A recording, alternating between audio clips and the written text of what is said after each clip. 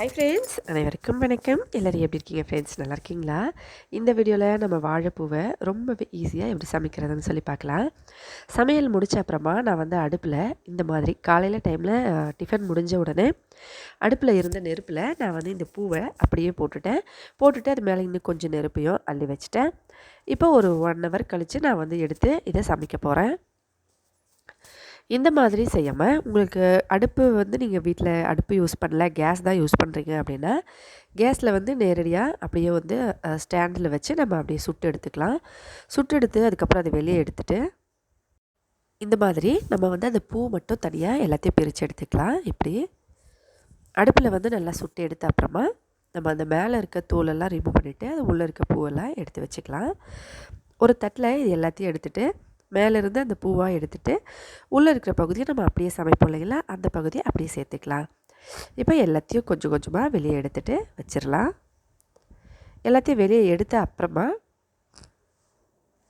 இந்த மாதிரி ஒரு தட்டில் எடுத்து வச்சுக்கிட்டு ஒரு அருவாமனையில் பூவை கையில் பிடிச்சி இந்த மாதிரி கட் பண்ணணும். பாருங்கள்,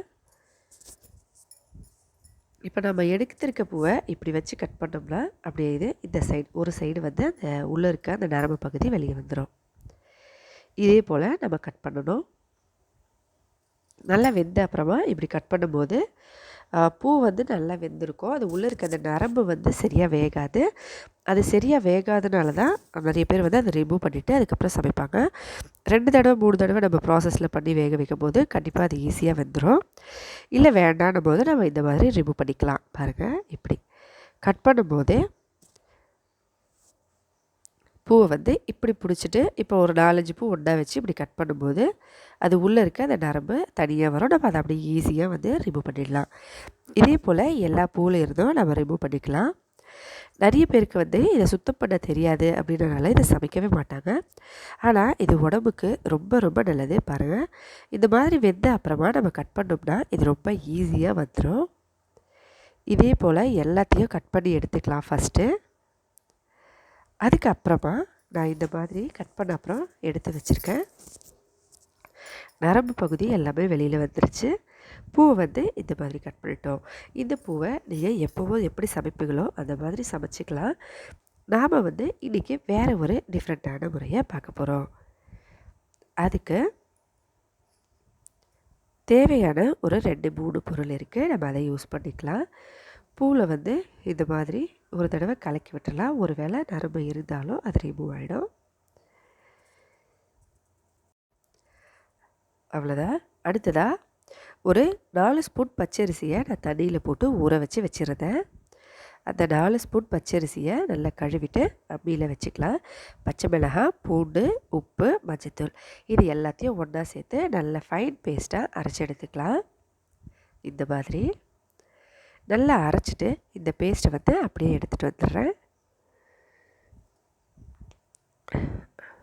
இந்த பேஸ்ட்டோட நம்ம ஏற்கனவே கட் பண்ணி வேக வச்சு எடுத்து வச்சுருக்கேன் இந்த பூவையும் இது கூட சேர்த்துக்கலாம்.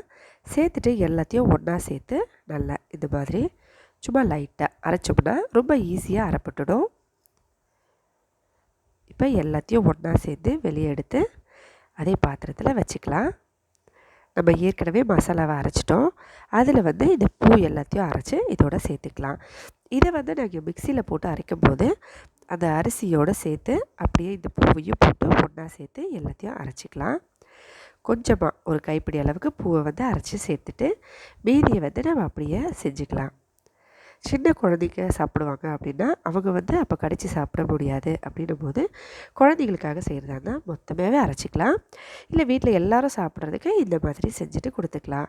அடுத்ததாக அடுப்பு மேலே ஒரு தவா வச்சு தவாவை நல்லா சூடு பண்ணி அதில் இந்த மாதிரி கையில் எடுத்து சின்ன சின்னதாக செஞ்சுக்கலாம். ஒரு ஸ்பூனில் எடுத்தும் வச்சிடலாம். இதை நல்லா வேக விட்டுக்கலாம். எண்ணெய் நசல் நல்லா 4 சைடில் எண்ணெய் போட்டு நல்லா வேக விட்டு திருப்பி போட்டு 2 சைடும் வேக வச்சு எடுத்தோம்னா ரொம்பவே ஹெல்த்தியான டேஸ்டியான ஒரு ஸ்நாக்ஸ் ரெடி ஆயிருங்க.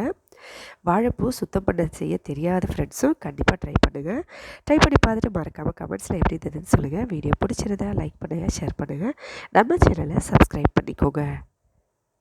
ஹெல்தியான ஃபுட்டாக வீட்டில் சமைச்சு சாப்பிட்டு ஹெல்தியாகவும் சேஃபாகவும் இருங்க. நம்ம சேனலுக்கு சப்போர்ட் பண்ணுங்கள். அடுத்த வீடியோவில் பார்க்கலாம். நன்றி.